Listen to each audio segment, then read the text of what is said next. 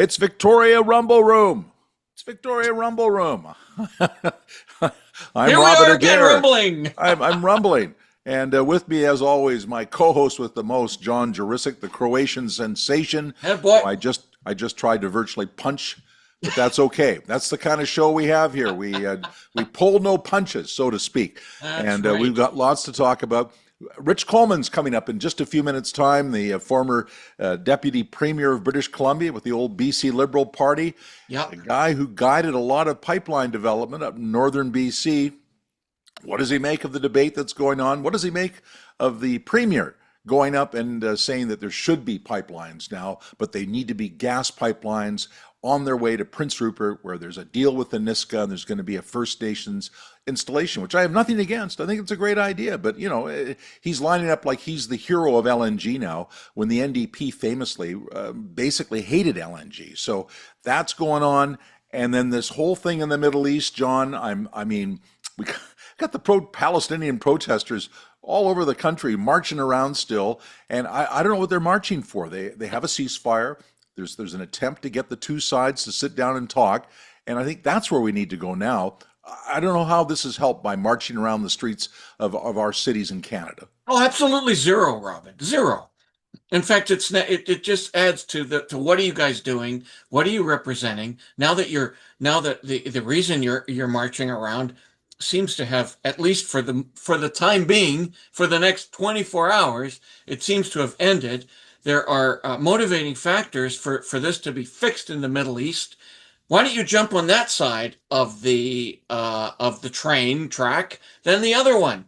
They have to keep protesting something. So let's piss people off and make sure that they do not support your point of view. How about that? Well, it just seems to me they wanted to be heard, and certainly people have heard them. They've been marching for a couple of years now, and But we've seen them. Don't know we've if we've seen heard them. them. Well, we've seen their signs. We've generally heard their rally cries, and we know that they want to see the Palestinians treated fairly.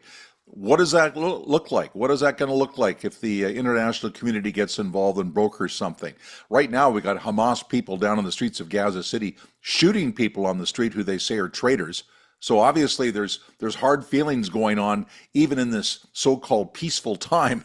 So it's not black and white. Everybody agrees that we need to have peace in the Middle East. We need to do something about this Palestinian situation. It's not going to be just remedied by, showing up at airports and blocking people from getting on their flights. I, Yeah, I think that exactly. just alienates the public, and it diminishes their message. Absolutely. And to that point, around trying to get peace in the Middle East, that's akin to trying to get a pipeline built across Canada. I'm just stressed about our economy.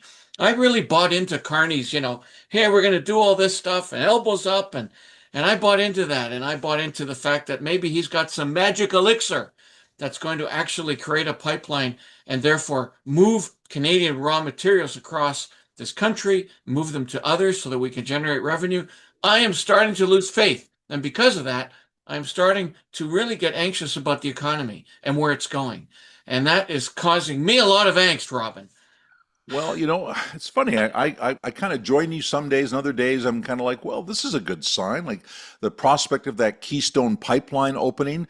We heard from Dan McTeague that if that happens, there's going to be a real boon to the Canadian industry. And at the same time, we see them closing down factories in Ontario that are building Jeeps, and they're talking about other construction or other manufacturing of our car industry in Ontario being dismantled, and that causes me trouble.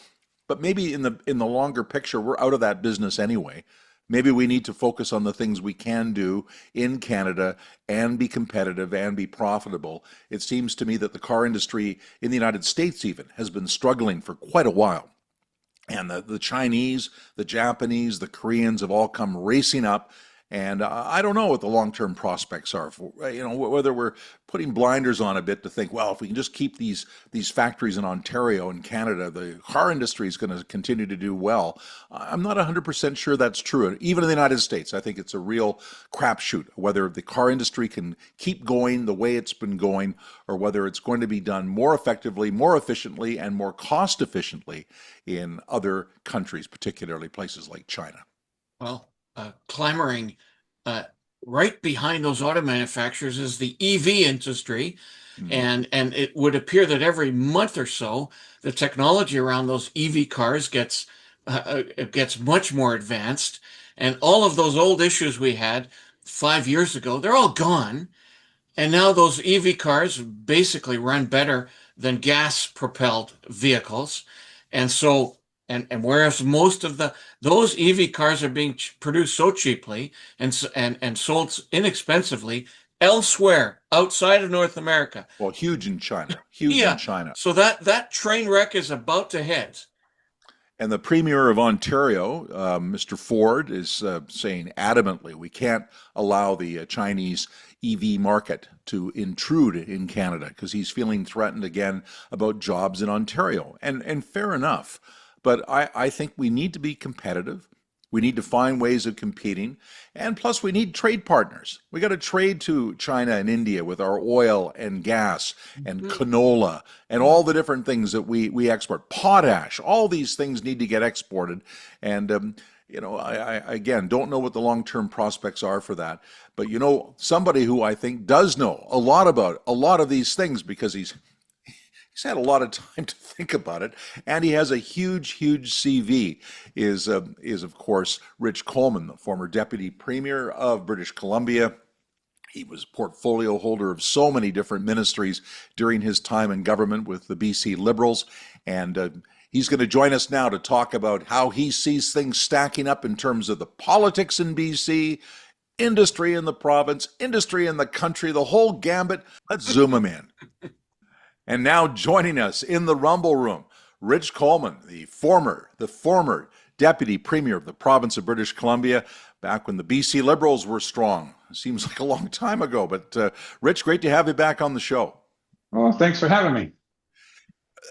Got to talk about pipelines off the top. You were big behind the pipeline movement. You helped work the levers with the First Nations and the industry to get that LNG pipeline across northern BC to Kitimat, and it's just been amazing what has been accomplished.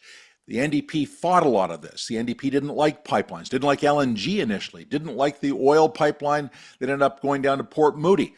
And again, the BC Liberals, they did what they could to get industry moving forward. Now we have David Eby claiming if we have that oil pipeline go through from northern BC to Prince Rupert, billions and billions of dollars of other projects are going to fall by the wayside, says David Eby. And then he stands by an LNG proposal yesterday, and it's going to be a First Nations owned enterprise in Prince Rupert, and the Niska are involved, and he's saying this is the future. So suddenly he's saying this is the future with LNG. What do you make of the way that the NDP kind of waffles around on the whole pipeline conversation? It's one of the most dishonest things I've ever watched in politics. Number one, you are right. They opposed LNG from the beginning, opposed any pipelines from the beginning, continued to all the way through to final investment decision. The premier today did go up on the podium and say, when the final investment decision was done back in 2018. But he also said from that podium that this was accomplished because of Rich Coleman, and to his credit. But the other day I was listening to an interview by Eby that was going on at the UDI, and he was taking credit for LNG. And I'm sort of sitting there almost choking on my lunch as I'm listening to this, because I know these people tried to stop us at every single direction.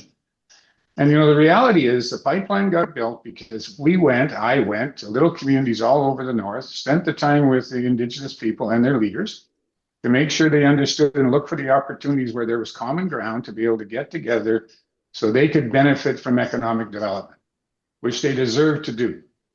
And LNG Canada came out of the first one, a $40 billion private sector investment, that's been built in Kitimat, and phase two is coming along. And if you listen to the NDP, they're responsible for phase two. But through phase one, we already did all the structure and everything, so that would be permittable to go forward on the phase two. So, and that's under the BC Liberals, but it doesn't matter under who, but be honest about what you are. So Z what's being jeopardized though? What's being jeopardized if we get that oil pipeline that goes from Alberta across to Prince Rupert to markets in Asia? He's saying if we take off the tanker ban and allow that to happen, billions of dollars will be lost in investment that's already lined up in British Columbia. Is that true?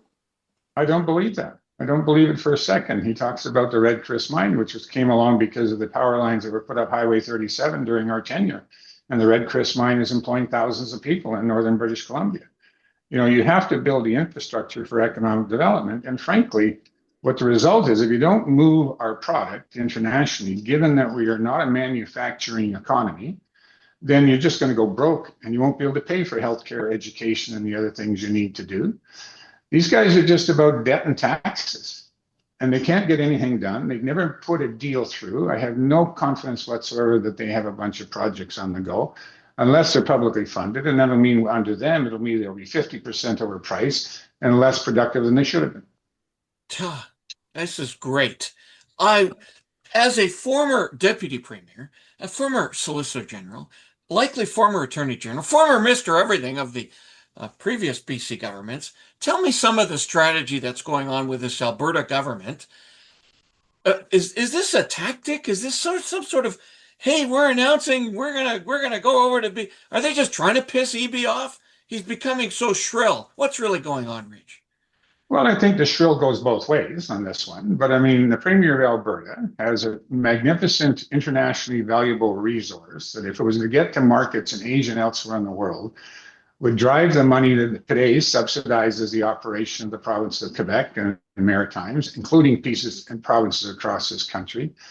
And oil and gas are huge drivers, and they're going to be around longer than people think. But that resource getting to an Asian market drives all kinds of things. If you move the resource, if you get it out, you have to remember that the byproducts that can come out to do, petrochemicals and those type of things, other industries that can be built in and around the extraction and the export of the bitumen. And it just stuns me. And I think what she's trying to say is we want to put some money up to look for some direction as to how we might be able to put it, where we might be able to put a pipeline. She's not saying it's a done deal. She's not ignoring Indigenous people. Everybody knows that it takes work to do a project like this and get the agreement. Now, I'll take you back to the Trans Mountain Pipeline, because I was actually the approving officer in the Trans Mountain Pipeline provincially. So I read the whole 800 and some odd page report. I read every letter and every submission from every Indigenous community along that pipeline route. There were three basic First Nations communities that were opposed to that. Was the Squamish, the Musqueam, and the Silkatine, the Tsleil-Waututh. The rest of them were on board with the economic development, the opportunities, and the jobs.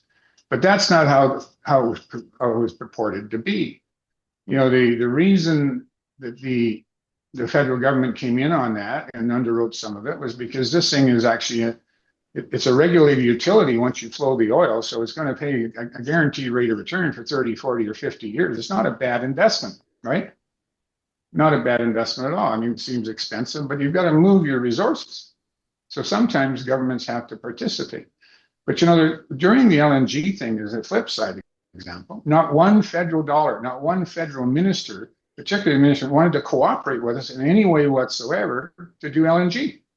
That was a federal Liberal government under Trudeau. So we had to work very hard to stand our ground, find a regulatory process, and get it done. But it takes focus. And to just, for what Eby said as well, this coastal First Nations guy, because he talks to one coastal First Nation leader or two or three. I can tell you, I've had calls from guys in the north who said to me, if they come and talk to us properly, we would be open to this discussion. And I'm not even consulting or doing anything. It's just friends of mine that I met during the LNG days, because I was given the job of the government-to-government relations negotiation on all First Nations thing in LNG and resource development. So if I went into a meeting and I said, here's the deal, and they agreed to it, that deal was going to be rubber stamped by Cabinet and Treasury Board. Because that's how Christie set it up, that I was the government-to-government guy. It's funny, you watch the CBC, they keep bringing on First Nations spokespeople from BC. They're all against the pipelines. I've not seen one time when they've brought a spokesperson on who was pro-pipeline, who's First Nations, but there's lots of them. And look at Ellis Ross, and John will get into this because I think we want to ask you about Ellis Ross, and we want to ask you about leadership in BC with these BC Conservatives. But I mean, Ellis Ross was one of the leaders in getting that pipeline out to Kitimat. He was originally the chief out there for the Kitimat band, then he went into provincial politics. And there's a lot of First Nations people who see real value in this. And it seems to me the national media have already made up their mind that, well, it's First Nations are against it, it'll never happen. And I don't think it's that black and white. Well, it isn't. And Ellis was the chief counselor for the Haisla First Nation. And I know I was one of the people that convinced him he should seek public life back in the day and helped him get the riding association on site up there and raise money so he could run and all that stuff. Ellis is a very special leader because he believes the economic development side for Indigenous people is they want to be self-sufficient and not on the need to have another government be the sole provider of revenue and jobs. And so he believes in this. And Haisla have done a very good job of accomplishing what Ellis put out in his vision back in the day. And there's other leaders like this all across BC of Indigenous communities that are doing great jobs with this. And there's others that would love the opportunity. But people got to understand, and the worst people that understand this is people down in Victoria and Vancouver and the Fraser Valley and places like that, because they don't know the situation. They look at, let's say, the Tsawwassen First Nation, who are, because of their treaty, have all the land where they're doing commercial and residential, and they have the Amazon warehouses and tax base and all that stuff. Well, that doesn't do any good for a First Nations that's 45 minutes out of Fort St. James on a gravel road that doesn't have enough housing for people. We have to remember that economic development in the North, for the people that live in the North, Indigenous and non-Indigenous people alike, is resource development. And those are where the long-term jobs are. That's where the long-term opportunity and revenues are. But it's also long-term revenues and opportunities for British Columbians. And the only thing you can't do is what's happening in BC today, because our government thinks they can just spend and go into debt. And if people don't understand, all long-term debt and big borrowing means higher taxes down the road.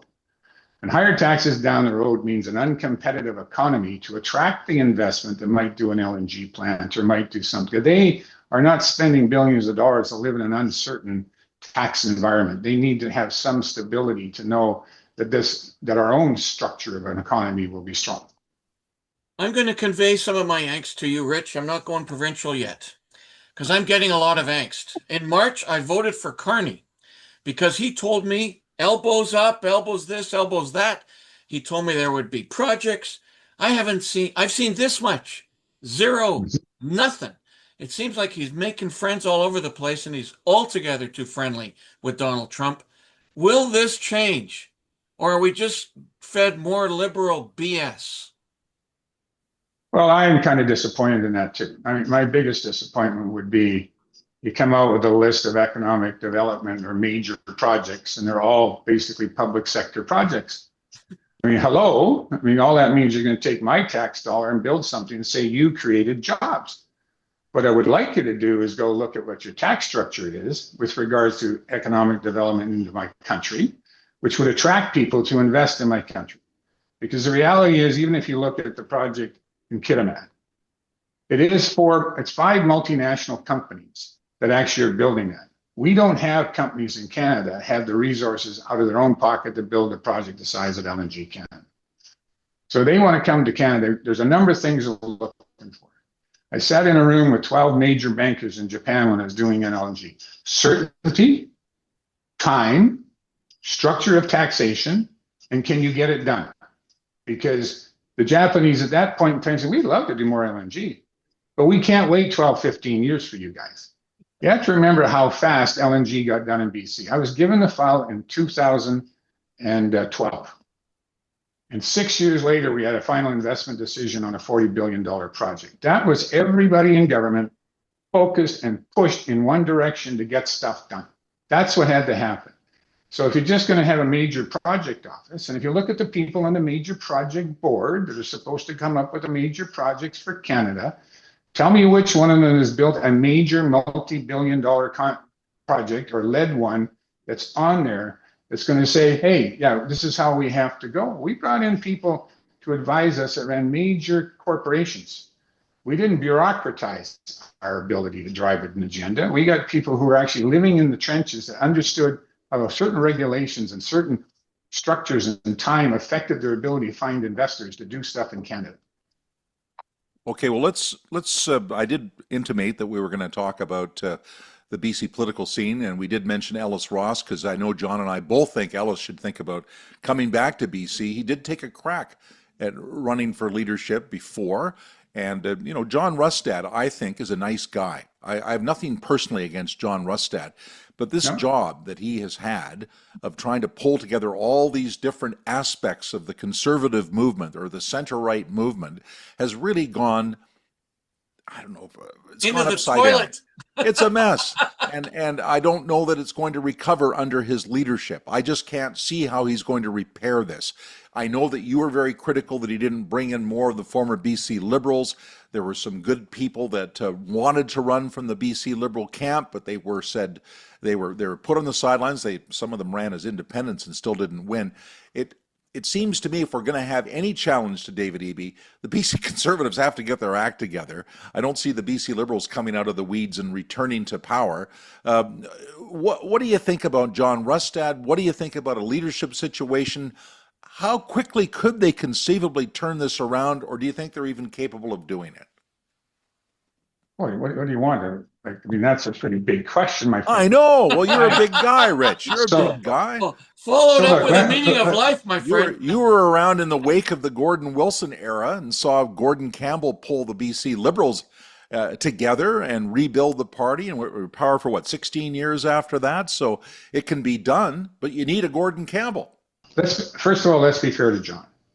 John leads the BC Liberals and sits as an independent, is already all of a sudden asked to be the leader of a Conservative party that has nowhere in the polls, and he's their only member in the legislature. Right. Another member defects, and now he's got two, he can have official party status. While he's doing this, he's just trying to be in the House, and he's got a party with a board of directors and certain smaller numbers of members, and they're running around getting candidates, right? And obviously, we know that some of the candidates are not as good as they could have been, what have you, but he inherited a bit of a mess to begin with. Right.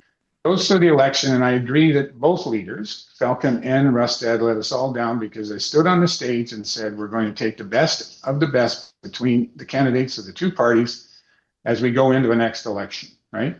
And that was a public commitment made, but it did not happen, right? And there were people that actually fed into that and were kind of ignored as the candidates. And the result is we have some unfortunate people that have views that just split a party or gut it from the inside, because inside a caucus is nothing worse than a divided group of people.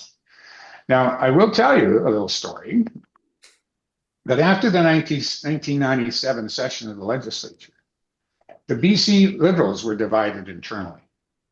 They had internal issues. Some people thought that Gordon Campbell wasn't the guy.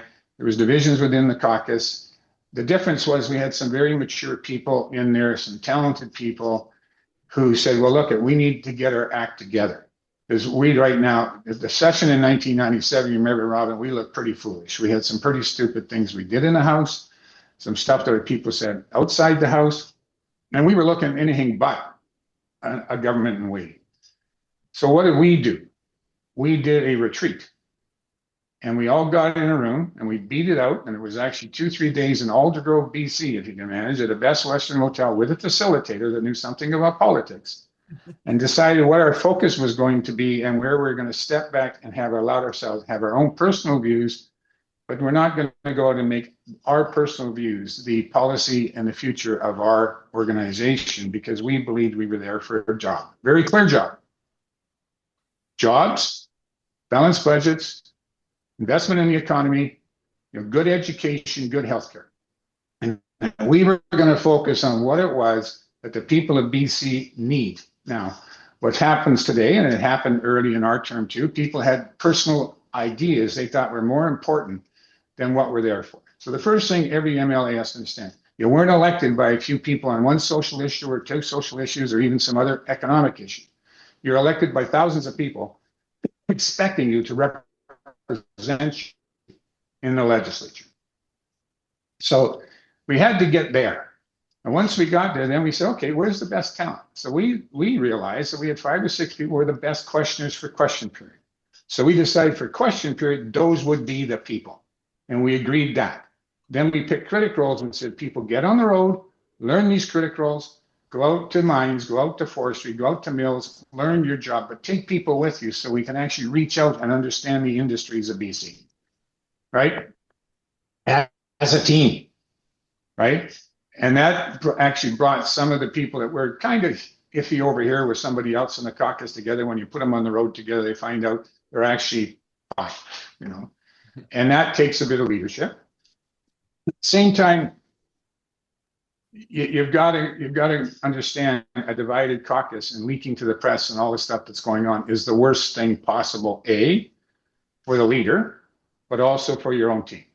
So the view of anybody that's looking at the BC Conservative state, it's a divided group of people. They don't have a single person in there that can honestly be looked at, except for maybe Millibar from Kamloops and a couple of those, that can be looked at as sort of understanding and being stable because they've all got their own messages that they seem to be changing. And of course, in the middle is a leader that goes out and does a scrum and gets thrown a question about what somebody did or tweeted last night that he's got to somehow defend or deal with and try and keep his caucus together. So they all got some look internally that they got to do, and they got to do it quick. Yeah. And that includes the leader too. And then you decide how are you going to get from A to B. Do you think Rustad could be the guy though? Could still turn this around, or do you think he's a holding position until they find the right person that can lead them out of this? I think there's so many divisions in there that I can't honestly say I know anybody with the ability and skills to go in there and put that group together.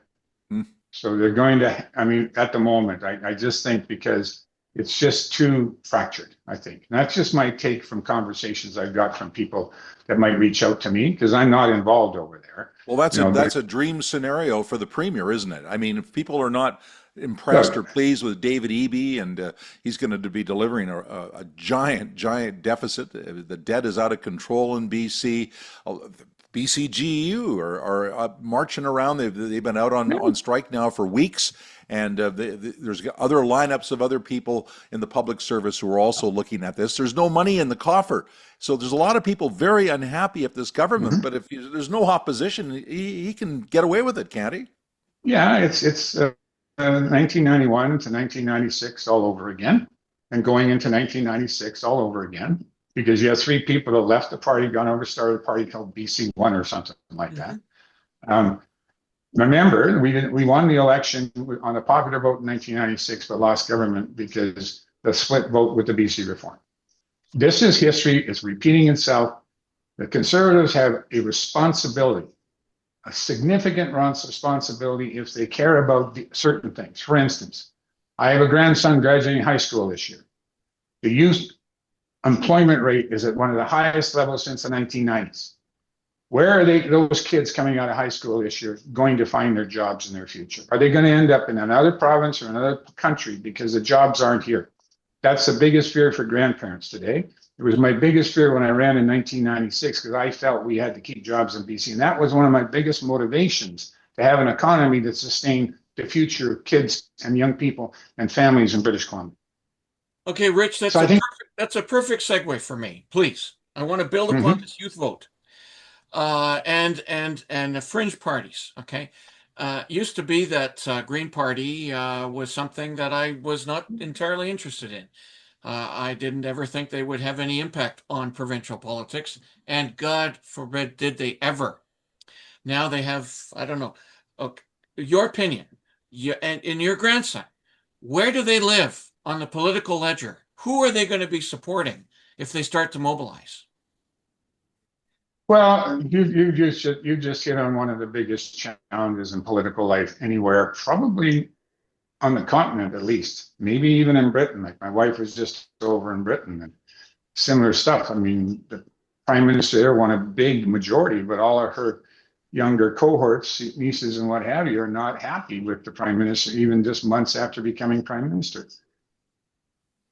we have a generation that spends their time with their face in their phone. They are not reading the news. So they don't have any concept of what's going on in the world, right? They really don't. I mean, some do. I have one very bright, two grandchildren are pretty bright, but they're also hanging around people like me who other talk about topics, but their friends, it's just not registering because, and yet they're the ones that need the future, but they're the ones that don't vote. So you're feeding now today, you're feeding a society that's come along and said, I want. And you can do it. I don't care if you have a deficit as long as I get my this or my that or whatever, right? And the problem is that they don't understand what the downstream of that is. And the downstream in this country isn't just the provincial government.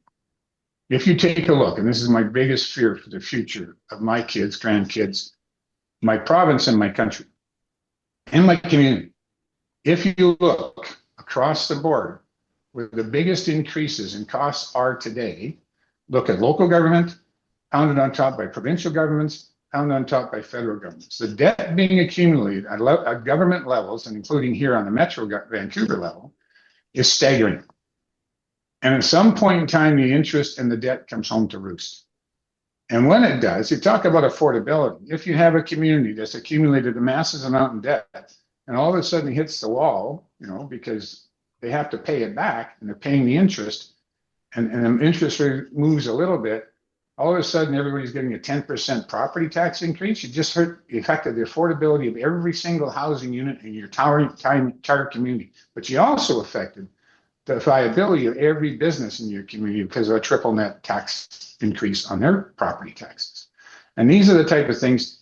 Go look at utilities and see how much communities are bearing their costs by increasing the cost of their utilities, because everybody's got to have water, sewer, et cetera. But they don't look at their costs to balance off how much that stuff should actually cost to deliver and how they're administrating it. So these things this is a very big thing in the room for the future of our children and our grandchildren. We all worry about that, Rich, and I'm so glad you mentioned that. I think it's a great way for us to wrap this show, talking about not just what's happening now, but what's going to happen in the future and what we're trying to build or preserve and what we're trying to invent and move forward on behalf of our kids in terms of employment and basically their ability to enjoy life. So thanks for being on the program. We appreciate it. Great to have Rich Coleman with us. One closing. I hope the free enterprisers, center and right people in this province can get together, put that coalition back together, because at the rate they're going, the NDP will actually put us into a terrible recession, and we got to stop that.